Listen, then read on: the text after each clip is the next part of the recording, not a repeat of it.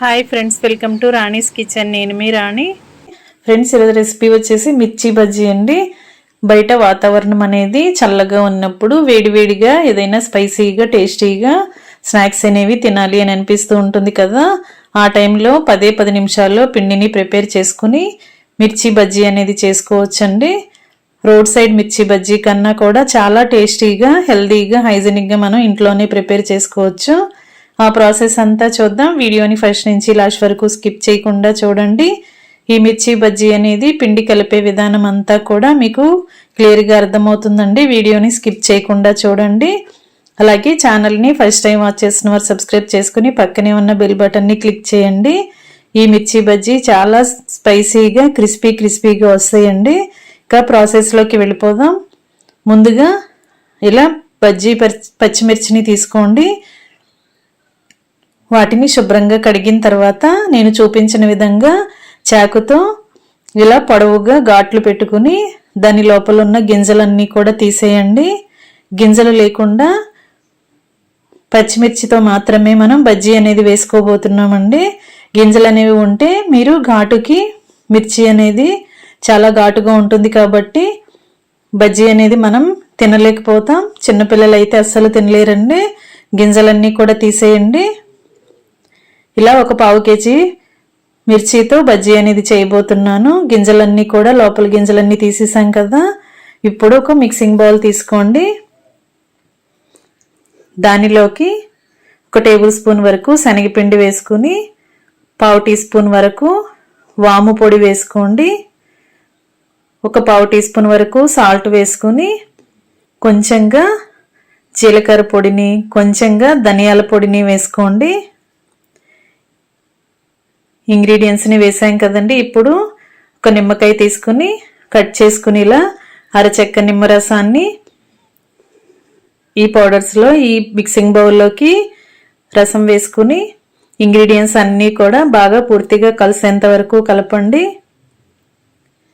ఈ విధంగా మొత్తం కలిసిన తర్వాత కొంచెంగా వాటర్ని యాడ్ చేసి మనం పిండిని కొంచెం చిక్కగా పేస్ట్ లాగా కలుపుకోవాలండి. మరీ జారుగా ఉండకూడదు, అలాగని మరీ పొడిలాడుతున్నట్లుగా ఉండకూడదు. ఇలా 1 టేబుల్ స్పూన్ వరకు వాటర్ని యాడ్ చేసి పిండిని కొంచెం లిక్విడ్ లాగా కలుపుకోవాలి. చిక్కని లిక్విడ్ లాగా కలుపుకోండి. వాటర్ని చూసుకుంటూ కొంచెంగా పోసినట్లయితే మరీ జారుగా అవ్వకుండా మనకి కావలసిన విధంగా పిండి అనేది రెడీ అవుతుంది. ఈ విధంగా కలుపుకున్నాం కదా. ఇప్పుడు మనం ఘాట్లు పెట్టుకుని లోపల గింజలన్నీ తీసేసుకున్న పచ్చిమిర్చిని తీసుకుని ఇలా మనం ఓపెన్ చేసుకుని మనం రెడీ చేసి పెట్టుకున్న శనగపిండి పేస్ట్ని కొంచెంగా తీసుకుంటూ లోపల వరకు ఇలా అప్లై చేయండి. మరీ ఎక్కువగా అక్కర్లేదండి. లైట్గా ఇలా అక్కడక్కడ అంటుకునేలా అప్లై చేసుకుంటే సరిపోతుంది.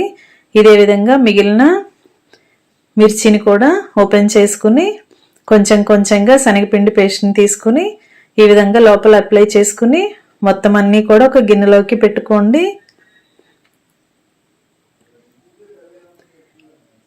ఫ్రెండ్స్, బజ్జీ పచ్చిమిర్చిని బజార్లో మనం వెజిటబుల్ మార్కెట్లో తెచ్చుకుని ఒకసారి ఈ విధంగా చేసి చూడండి. ఈ మిర్చి అయితే మనకి ఘాట్ అనేది అసలు ఉండదండి. ఎన్ని బజ్జీలైనా కూడా చాలా ఈజీగానే తినేయొచ్చు. స్పైసీ ఫుడ్ ఎక్కువగా ఇష్టపడే వారికి ఇలా ఈ రెసిపీ అనేది బాగా నచ్చుతుంది. ఇలా మనం కట్ చేసి ఓపెన్ చేసి పెట్టుకున్న మిర్చి అన్నిటిలోకి కూడా మనం రెడీ చేసి పెట్టుకున్న శనగపిండి పేస్ట్ని లోపల అప్లై చేసుకుని గిన్నెలోకి పెట్టుకున్నాం కదా. ఇప్పుడు బజ్జీ కోసం పిండిని ప్రిపేర్ చేద్దాం. మిక్సింగ్ బౌల్ తీసుకుని దానిలోకి 1 కప్పు నిండా శనగపిండిని వేసుకోండి. 2 టేబుల్ స్పూన్ల వరకు పొడి బియ్యపు పిండిని వేసుకోండి.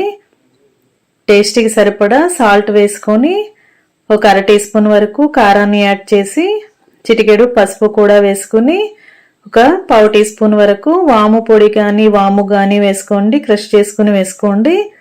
అలాగే 1/2 టీ స్పూన్ వరకు వంట సోడా కూడా వేసుకుని మనం వేసిన పొడి ఇంగ్రీడియంట్స్ అన్నీ కూడా శనగపిండిలో కలిసేంత వరకు గరిటెతో బాగా కలుపుకొని కొంచెం కొంచెంగా వాటర్ని యాడ్ చేస్తూ పిండిని మరీ జారుగా కాకుండా మరీ గట్టిగా కాకుండా కలపాలండి. ఇలా విస్కర్తో కానీ గరిటెతో కానీ కలిపినట్లయితే పిండిలో ఉండలనేవి ఎక్కడా లేకుండా పిండి చాలా జారుగా లిక్విడ్ లాగా బాగా సాఫ్ట్గా కలుస్తుంది. ఈ విధంగా కలిపి చూడండి. మనం ఒక వేలుని ముంచి చూసినట్లయితే పిండి అనేది వేలుకి అంటుకొని మరీ ఫాస్ట్గా జారకుండా ఇలా అంటుకొని ఉన్నట్లయితే పిండి అనేది కరెక్ట్గా రెడీ అయినట్లేనండి. ఈ విధంగా కలపండి. మరి ఎక్కువగా వాటర్ అనేవి ఇంకా యాడ్ చేయొద్దు. ఇలా పిండిని కలుపుకున్నాం కదా, విస్కర్తో 2 నిమిషాల పాటు బాగా పిండిని బీట్ చేస్తూ కలిపినట్లయితే ఒకే డైరెక్షన్లో ఇలా బాగా కలిపినట్లయితే బజ్జీ అనేది చాలా పొంగుతూ క్రిస్పీగా టేస్టీగా వస్తుందండి. ఇలా బాగా కలిపిన తర్వాత పిండిని ఒక గ్లాస్లోకి కానీ బౌల్లోకి కానీ తీసుకోండి.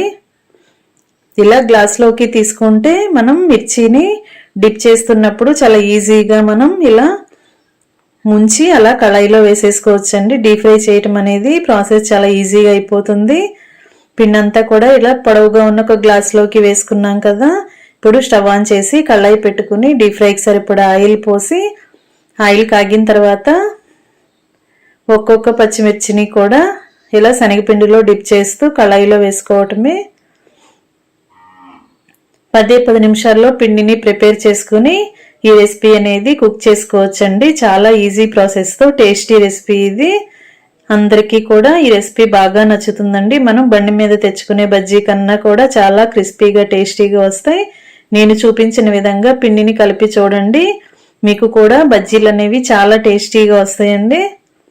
ఇలా ఒకవైపున బాగా ఫ్రై అయిన తర్వాత వెనక వైపు కూడా టర్న్ చేసి 2 వైపులా క్రిస్పీగా ఫ్రై అయిన తర్వాత ఆయిల్ నుండి తీసేయండి. మనం పిండిలో పచ్చిమిర్చిని డిప్ చేస్తున్నప్పుడు ఒక సైడ్కి ఇలా గ్లాసుకి రుద్దినట్లుగా చేసినట్లయితే ఒక సైడ్ అంతా కూడా పిండి అనేది లేకుండా మిర్చి అనేది వస్తుంది. అప్పుడు మనం ఆయిల్లో వేసిన తర్వాత పచ్చిమిర్చిని ఆయిల్లో కరెక్ట్గా ఫ్రై చేసినట్లు అవుతుందండి. మొత్తం పిండి పచ్చిమిర్చి చుట్టూ కూడా అప్లై అయినట్లయితే లోపల ఉన్న పచ్చిమిర్చి అనేది కరెక్ట్గా ఫ్రై అవ్వదు, తింటున్నప్పుడు ఘాటుగా అనిపిస్తుంది. అందుకే మనం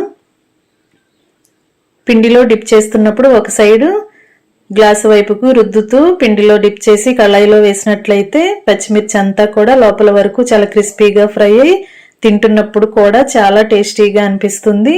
చిన్న పిల్లలైనా కూడా చాలా ఈజీగా పచ్చిమిర్చితో సహా తినేయొచ్చండి. అస్సలు ఘాట్ అనేది అనిపించదు. పచ్చిమిర్చి కూడా కళాయిలో బాగా ఆయిల్లో ఫ్రై అవ్వాలి. అప్పుడే బజ్జీలు ఎన్నైనా కూడా మనం ఈజీగా తినేయగలుగుతాం.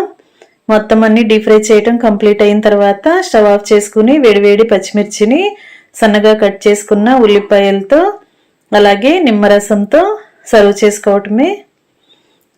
10 నిమిషాలు చాలండి పిండిని ప్రిపేర్ చేసుకుని బజ్జీ చేసుకోవటానికి. ఇంట్లో చేసి పెట్టినట్లయితే అందరూ టేస్టీగా తింటారు కదా. రెసిపీ నచ్చినట్లయితే వీడియోకి లైక్ చేయండి. Thanks for watching. నేను మీ రాణి.